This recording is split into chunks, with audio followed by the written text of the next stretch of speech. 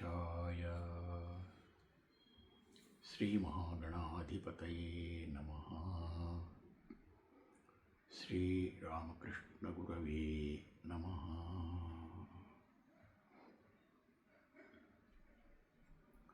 శ్రీమద్భగవద్గీత 3వ అధ్యాయంలోకి వచ్చాము. కర్మయోగం. అర్జునుడు అడుగుతున్నాడు, జాయసీ చేత్ కర్మణస్తే మతా బుద్ధిర్జనార్దన తత్కిం కర్మణి ఘోరే మాం నియోజయసి కేశవ వ్యామిశ్రేణేవ వాక్యేన బుద్ధిం మోహయసీవ మే తదేకం వద నిశ్చిత్య ఏన శ్రేయోహమాప్నుయాం.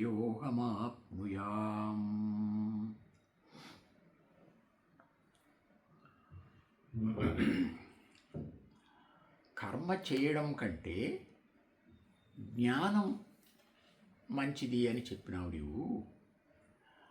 మరి మళ్ళీనేమో కర్మ చేయమని చెప్తున్నావు. ఇదంతా సందిగ్ధంగా ఉంది నాకు. ఈ నీ వాక్యాలన్నీ కొంచెం స్పష్టత తక్కువగా ఉన్నాయి నాకు అని అన్నాడు. అందుకని నాకేదో ఒక్కటి చెప్పు, ఇటు కర్మ చేయాలా లేకపోతే కర్మ చేయకుండా ఊరికే కూర్చోవాలా అని అడిగాడు. ఈ మాటలను బట్టి అర్జునునికి అర్థమైంది ఏమిటి అని తెలుస్తుంది మనకు. సాంఖ్యయోగంలో కృష్ణుడు చెప్పిన విషయం ఎంత నిశితంగా ఉంది, ఎంత సూక్ష్మంగా ఉంది, ఆ విషయం అర్జునుడికి పూర్తిగా మనస్సులోకి రాలేదు అని దీన్ని బట్టి అర్థమవుతుంది. అర్జునుడు ఏమనుకుంటున్నాడు అంటే, ఒక పని చేయడం, యుద్ధం చేయడం, లేదా చేయకుండా ఊరికే చూస్తూ ఉండడం అని అనుకుంటున్నాడు. కానీ నిజంగా యోగం అంటే కర్మయోగం అని కానీ లేదా జ్ఞానయోగం అని కానీ అంటే దాని అర్థం ఇది కాదు అనేది తనకు ఇంకా మనసులోకి రాలేదు.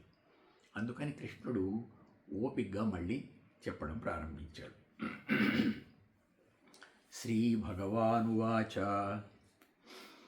లోకేస్మిన్ ద్వివిధా నిష్ఠా పురా ప్రోక్తా మయా నఘ జ్ఞానయోగేన సాంఖ్యానాం కర్మయోగేన యోగినాం. నిజమేనయ్యా నువ్వు చెప్పింది. 2 పద్ధతులనేవి ఉన్నాయి. సాంఖ్యులు అని ఎవరైతే ఉంటారో వాళ్ళు జ్ఞానయోగులుగా ఉంటారు. తర్వాత ఇంకొక యోగం, కర్మను అనుష్ఠించే వాళ్ళు కర్మయోగులుగా ఉంటారు. ఇవి 2 యోగాలు అనేవి ఉండడం వాస్తవమే. అయితే నీవనుకుంటున్నట్టు జ్ఞానయోగము అంటే అర్థం న కర్మణామనారంభాత్ నైష్కర్మ్యం పురుషోశ్నుతే నచ సన్యసనాదేవ సిద్ధిం సమధిగచ్చతి. జ్ఞానంతో ఉండడం అని అంటే కర్మలు వదిలేయడం అని అర్థం కాదు. ఎట్లా ఉండాలి కర్మ? ఈ జ్ఞానితత్వము అంటే అన్నీ చేస్తూ చేయకుండా ఉన్నానని మనస్సులో అనిపించాలి. అసలు అది తత్వం. అది అర్థం కాలేదు కనుక అర్థం అయ్యేటట్టుగా కర్మయోగ స్వభావం ఏమిటో దాని గురించి వివరిస్తున్నారు కృష్ణుడు. నహి కశ్చిత్ క్షణమపి జాతు తిష్టతి అకర్మకృత్ కార్యతే హ్యవశః కర్మ సర్వ ప్రకృతిజైర్గుణై. ఏ మానవుడు కూడా ఊరికే ఒక క్షణం కూడా కూర్చోలేడు, ఏ పని చేయకుండా. ఇది లోక ధర్మం, ప్రకృతి ధర్మం. అందువల్ల ప్రకృతిలో ఉండే మానవుడు ఎవరు కూడా, ఏ మానవుడైనా కూడా నేను పని చేయకుండా ఊరికే కూర్చుంటున్నాను అని కూర్చున్నంత మాత్రాన జ్ఞాని అయిపోడు, కూర్చోలేడు కూడా. అందుకని ఒకవేళ ఎవరైనా అట్లా కూర్చున్నాడు అనుకుందాము, అతడు ఎట్లా ఉంటాడు అంటే ఒట్టి కర్మేంద్రియాలన్నింటినీ పని చేయకుండా ఆపుకొని కూర్చొని ఉంటాడు. నేను జ్ఞానిని అని అనుకుంటాడు. కానీ అతన్ని ఏమంటారంటే మిథ్యాచార సౌచ్యతే అని చెప్పాడు. కర్మేంద్రియాణి సంయమ్య య ఆస్తే మనసా స్మరన్ ఇంద్రియార్థాన్ విమూఢాత్మా మిథ్యాచారస్స ఉచ్యతే. కనుక ఎట్లా ఉండాలి, అటు జ్ఞానయోగం అని అయినా లేదా ఇటు కర్మయోగం అనేదైనా అది మానసికమైందే కానీ బాహిరంగా చేయడమా చేయకపోవడమా అనే దాంతో సంబంధం లేదు అనే విషయాన్ని స్పష్టంగా చెప్తున్నారు. యస్త్వింద్రియాణి మనసా నియమ్య ఆరభతే అర్జున కర్మేంద్రియై కర్మయోగం అసక్తస్స విశిష్యతే. ఇంద్రియాలను మనస్సుతో నిగ్రహించుకొని, కనుక మానసికమైన కార్యక్రమం ఇది. మనస్సుతో నిగ్రహించుకొని మరి ఎన్ని కార్యక్రమాలు చేసినా కూడా ఇంకా అతడు అసక్తుడుగా ఉంటాడు కనుక అతనికి ఏమీ అంటదు, అప్పుడు అది కర్మయోగం అవుతుంది. కనుక అట్లా కాకుండా నేను ఏ పని చేయకుండా ఊరికే కూర్చుంటాను అంటే కనీసం శరీర ధర్మం కూడా నెరవేరదు. శరీరానికి సంబంధించి అన్నపానాదులు తీసుకోవడం కూడా కుదరదు, పనులు చేయాలి కదా దానికోసమైనా. కనుక అట్లా చేయటానికి వీల్లేదు. అన్ని పనులు చేస్తూ కూడా చేయనట్లు ఉండే మానసిక స్థితి రావాలి, అది ముఖ్యమైన విషయం అని చెప్పి అసలు ఇంకొక విశేషం ఉంది. లోకంలో మనం ఏ పని చేసినా అది యజ్ఞంగా చెయ్యాలి. ఎందుకు ఇలా చెయ్యాలి అని అంటే ఇది వేదోక్తమైన ధర్మం. మనకు ఋషులు ఈ ధర్మాన్ని విధించినారు. యజ్ఞార్థాత్ కర్మణోన్యత్ర లోకోయం కర్మబంధనః తదర్థం కర్మ కౌంతేయ ముక్తసంగః సమాచర. కనుక యజ్ఞం అనేది యజ్ఞ దృష్టితో చేయాలి. యజ్ఞం అంటే ఏమిటి? భగవత్ప్రీతికరంగా చేసే కార్యక్రమం యజ్ఞం. అంటే మన కోసం, స్వార్థం, మన సుఖ సంతోషాల కోసం చేసేటటువంటిది యజ్ఞం కాదు. అది స్వార్థకర్మ, కామ్యకర్మ అవుతుంది. అట్లా కాకుండా నేను నా కోసం అనేది భగవంతుడు ఇస్తూనే ఉన్నాడు, ఇబ్బంది ఏమి లేదు. అలా కాకుండా నేను భగవత్ప్రీతి కోసం చేస్తాను, భగవంతుడు నాకు అన్నీ ఇస్తాడు అని భగవత్ప్రీతి కోసం చేసేటువంటి కార్యక్రమం ఏదైతే ఉందో అది యజ్ఞం. ఆ విధంగా యజ్ఞ దృష్టితో చేస్తే అప్పుడు అతడికి ఏది అంటదు. అట్లా కాకుండా చేస్తే లోకంలో చేసే ప్రతి కార్యక్రమం కూడా బంధహేతు అవుతుంది. కనుక ఇది భగవంతుడు విధించిన ఒక చక్కని నియమం ఉంది. ఈ నియమాన్ని మనం తెలుసుకొని ఆచరించాలి. ప్రతి కర్మను ఒక యజ్ఞంగా ఆచరిస్తే ఆ యజ్ఞం వల్ల భగవంతుడు సంతోషిస్తాడు, దాని ద్వారా మనకు ఇవ్వవలసిన వారి అన్నీ ఇస్తాడు. కనుక దేవతలను మనం భావించాలి, మనల్ని వాళ్ళు రక్షిస్తారు. ఈ విధంగా పరస్పరం భావయంతః శ్రేయః పరమవాప్స్యథ. ఈ దేవతలు, మనము, ఇద్దరు మానవులు, ఇద్దరూ కూడా రెండు వర్గాల వాళ్ళు కూడా సుఖంగా ఉండే మార్గం ఇది అని చెప్పారు. దీనికి ఒక ప్రత్యేకమైన ప్రమాణం కూడా ఉంది. అన్నాద్భవంతి భూతాని పర్జన్యాదన్న సంభవః యజ్ఞాద్భవతి పర్జన్యో యజ్ఞః కర్మ సముద్భవః అని. యజ్ఞం అనే దాని వల్లనే మనకు సర్వసుఖాలు కలుగుతున్నాయి. ఎన్ని సుఖాలు కలుగుతున్నాయి అంటే యజ్ఞం వల్ల పర్జన్యుడు అనే ఒక దేవత సంతోషిస్తాడు. అంటే ఆ భగవంతుడు సంతోషిస్తాడు. భగవంతుడు పర్జన్యుని ద్వారా మనల్ని అనుగ్రహిస్తాడు. ఆ పర్జన్యుని వల్లనే మనకు వర్షరూపంగా అన్న సంభవ, అన్నం సిద్ధిస్తుంది.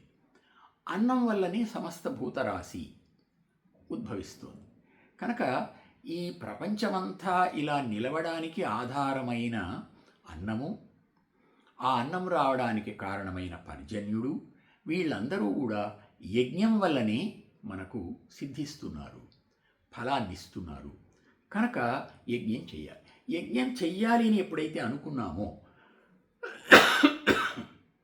అప్పుడు అది యజ్ఞ కర్మ సముద్భవ, కర్మ నుండి వస్తుంది.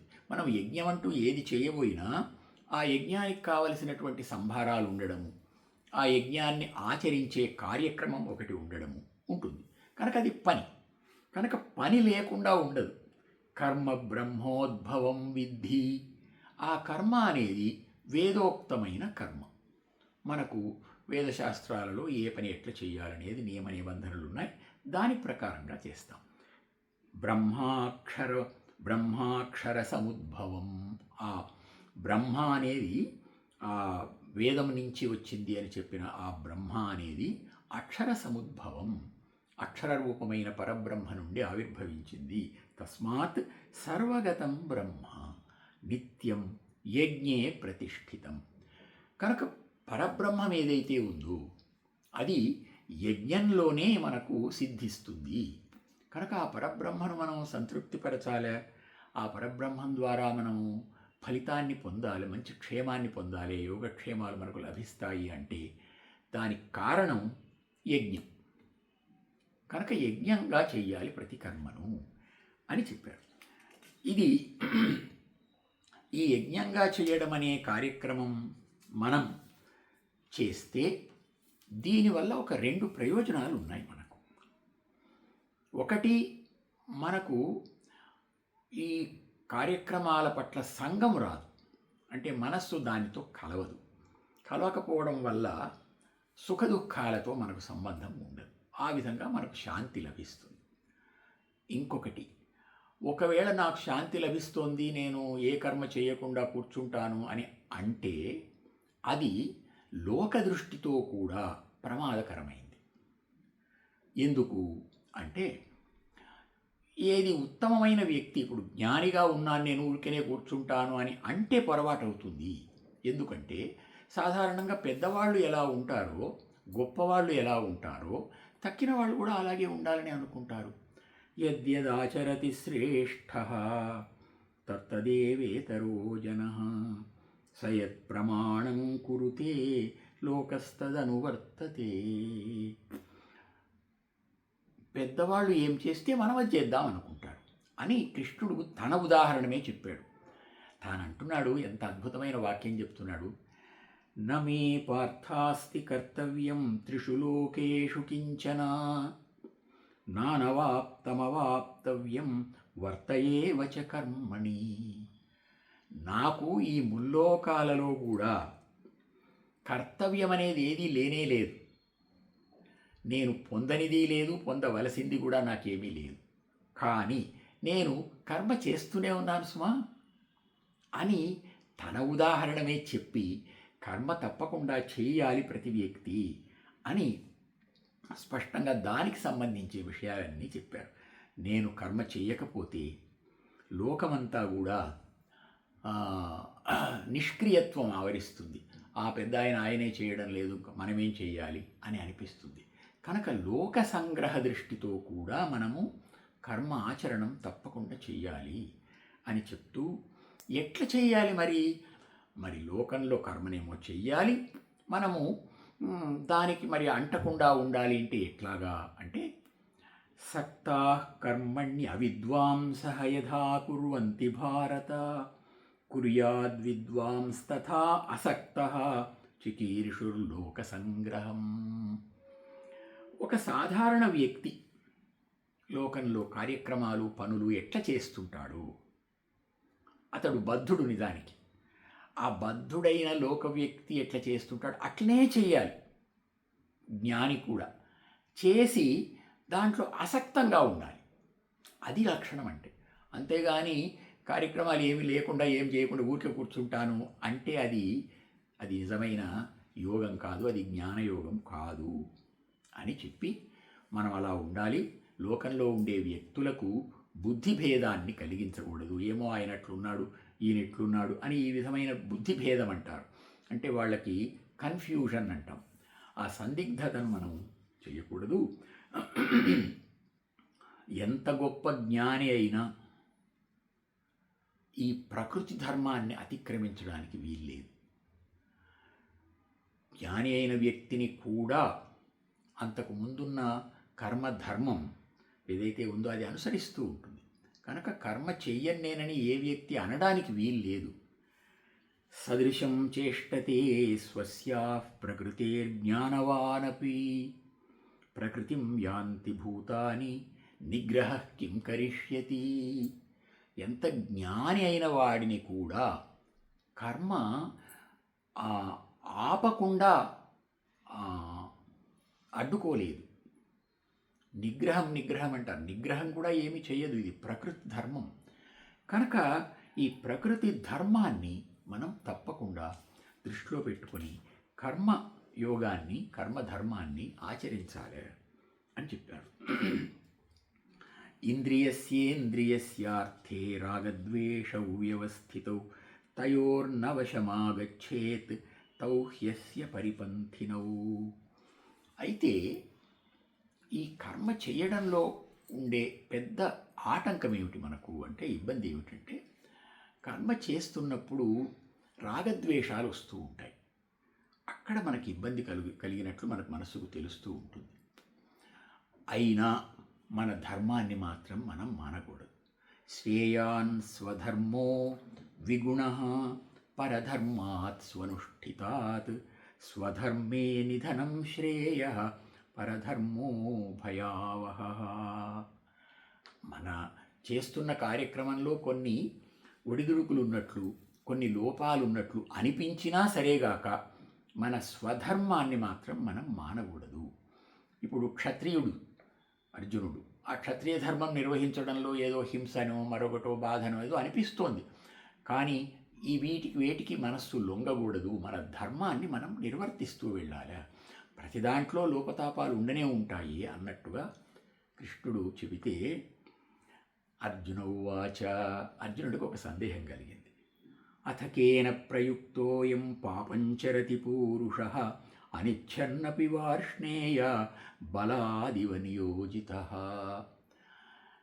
కృష్ణ, అందరూ స్వధర్మాన్ని ఆచరిస్తారు లేదా ప్రకృతి ధర్మాన్ని ఆచరిస్తారు అని చెప్తున్నావు. అయినప్పుడు మరి ఈ రాగద్వేషాలు రావడం ఏమిటి, ఈ పాపం రావడం ఏమిటి, ఇది ఎందుకు వస్తుంది? అసలు ఈ పాపం అనే అనే అనే ప్రసక్తి ఎందుకు వస్తుంది? ఎప్పుడైతే ప్రకృతి ధర్మం ప్రకారంగా సమస్తము నడుస్తూ ఉందో అప్పుడు ఎవరికీ ఏది రాకుండా ఉండాలి. మరి ఈ పాపం ఎక్కడి నుంచి వస్తుంది? పాప ప్రసక్తి ఎక్కడొస్తోంది? కర్మ చేస్తూ వెళ్తున్నాం, పనులు చేస్తూ వెళ్తున్నాం, అప్పుడు ఈ పాపం అనే ప్రసక్తి ఎక్కడొస్తోంది? అది మళ్ళీ అర్జునుడు అడిగితే దాన్నే చెప్తున్నాడు. శ్రీ భగవానువాచ, కామయేష క్రోధయేష రజోగుణ సముద్భవ. ఇంతకుముందే జ్ఞాపకం చేశారు కృష్ణుడు, ముందే చెప్పాడు ఒక మాట, రాగద్వేషవు అని. అదే దాన్నే మళ్ళొకసారి జ్ఞాపకం చేసి మళ్ళొకసారి గుర్తు చేస్తూ గట్టిగా నొక్కి చెప్తున్నారు. కామయేష క్రోధయేష రజోగుణ సముద్భవ. మనలో రజోగుణం అనేది ఒకటి ఉంది. ఈ రజోగుణంలో నుంచి వస్తోంది ఈ కామము, దాని వెంట క్రోధము. కామక్రోధాలనేవి రెండు కాదు, జంట ఒకటే. కామం వచ్చింది అంటే క్రోధం వస్తుంది, అది సహజమైన వరస. అందుకని ఇది మహాశనో మహాపాప్మా విద్ధి ఏనం ఇహ వైరిణం విధ్యేనమిహ వైరిణం. ఇది నిజమైన శత్రువు. కర్మయోగానికి ప్రధానమైన శత్రువు ఈ కామక్రోధ రూపమైనటువంటి రజోగుణం. కనుక దీన్ని మనం దృష్టిలో పెట్టుకొని ఈ కామక్రోధాలు మనకు రాకుండా ఉండేటట్లు జాగ్రత్త పడి కర్మాచరణం చేయాలి. ధూమేనావ్రియతే వహ్నిః యథాదర్శో మలేన చ యథోల్బేనావృతో గర్భః తథా తేనేదమావృతం. మన జ్ఞానాన్ని ఇది కప్పివేస్తుంది. ఎట్లాగా అంటే అగ్నిని పొగ కప్పేసినట్టుగా. ఒక అద్దాన్ని, శుద్ధమైన అద్దాన్ని మలినం కప్పేసినట్లుగా. ఇట్లాగా మనకు ఈ రాగద్వేషాలనే ఆచ్ఛాదనం ఒకటి మనకు పడుతుంది. పడినందువల్ల మనకు లోపల ఉన్న జ్ఞాన జ్యోతి కనిపించడం లేదు, జ్ఞాన జ్యోతి యొక్క వెలుగు మనకు రావడం లేదు. కనుక మనం ఈ జ్ఞానాన్ని జాగ్రత్తగా రక్షించుకోవాలి, జ్ఞానజ్యోతిని రక్షించుకోవాలి, జ్ఞానజ్యోతి వెలుగు మనకు కనబడేటట్టు చేసుకోవాలి అంటే ఈ పైనున్న రాగద్వేషాది ఆచ్ఛాదనాన్ని రాకుండా చూసుకోవాలి. ఇంద్రియాణి మనోబుద్ధి అస్య అధిష్టానముచ్యతే ఏతైర్విమోహయత్యేష జ్ఞానమావృత్య దేహినం. మన జ్ఞానాన్ని ఆవరించి మనల్ని ఈ విధంగా కప్పేస్తున్నది దేన్ని ఆధారంగా చేసుకొని అంటే ఇంద్రియాలను, మనస్సును, బుద్ధిని, వీటిని ఆధారంగా చేసుకొని చేస్తుంది. కనుక మనం అదే ఇంద్రియాలను, అదే మనస్సును, అదే బుద్ధిని మన స్వాధీనంలో పెట్టుకోవాలి. ఆ విధంగా చేస్తే తస్మాత్ త్వం ఇంద్రియాణ్యాదౌ నియమ్య భరతర్షభ పాప్మానం ప్రజహిహ్యేనం జ్ఞాన విజ్ఞాననాశనం. మన జ్ఞాన విజ్ఞానాల్ని నాశనం చేస్తున్నటువంటి ఈ కామరూపమైన మహాశత్రువును మనం జయించాలి. ఇంద్రియాణి పరాణ్యాహు ఇంద్రియేభ్యః పరం మనః మనసస్తు పరా బుద్ధి యో బుద్ధేః పరతస్తు సహా. ఇంద్రియాలు శ్రేష్టమైనవి. ఆ ఇంద్రియాల కంటే మనస్సు ఇంకా కొంచెం శ్రేష్టమైంది. అంటే శ్రేష్టమైంది అంటే మనస్సు ఇంద్రియాలను తన స్వాధీనంలో పెట్టుకుంటుంది. ఆ మనస్సును నియంత్రించేటటువంటిది బుద్ధి. ఆ బుద్ధిని కూడా నియంత్రించే వస్తువు లోపలకు ఒకటి ఉంది. అది తత్, అది సహా, అంతే. అది ఏది? అదే పరమాత్మ. కనుక ఏవం బుద్ధే పరం బుద్ధ్వా సంస్తభ్య ఆత్మానమాత్మన. ఆ లోపల ఉండే ఆత్మ జీవాత్మగా ఉంది.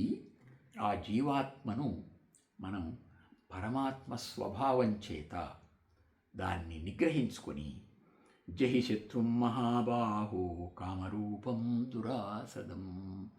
ఈ కామరూపమైన శత్రువును మనం జయించాలి. అప్పుడు మనకు కర్మయోగం సిద్ధిస్తుంది. కనుక కర్మయోగము అని అంటే అర్థము కర్మ చెయ్యాలి, తప్పదు. తర్వాత చేసిన కర్మలో రాగద్వేషాలు రాకుండా చూసుకోవాలి. దాన్ని యజ్ఞంగా చేస్తే అప్పుడు మనకు రాగద్వేషాలు లేకుండా ఉంటాయి. అంతే తప్ప అసలు కర్మలు చేయకుండా ఉండడం అనేది మాత్రం అసంభవం. నహి కశ్చిత్ క్షణమపి జాతు తిష్టతి అకర్మకృత్. పని చెయ్యకుండా ఏ మనిషి ఒక క్షణం కూడా ఉండలేడు అనేది ఈ కర్మయోగం అనే ఈ యోగంలో ప్రధాన సూత్రంగా మనం తీసుకుందాం. ఓం నమో వెంకటేశాయ. శ్రీ వెంకటేశ్వర స్వామి సమర్పణం అస్తు.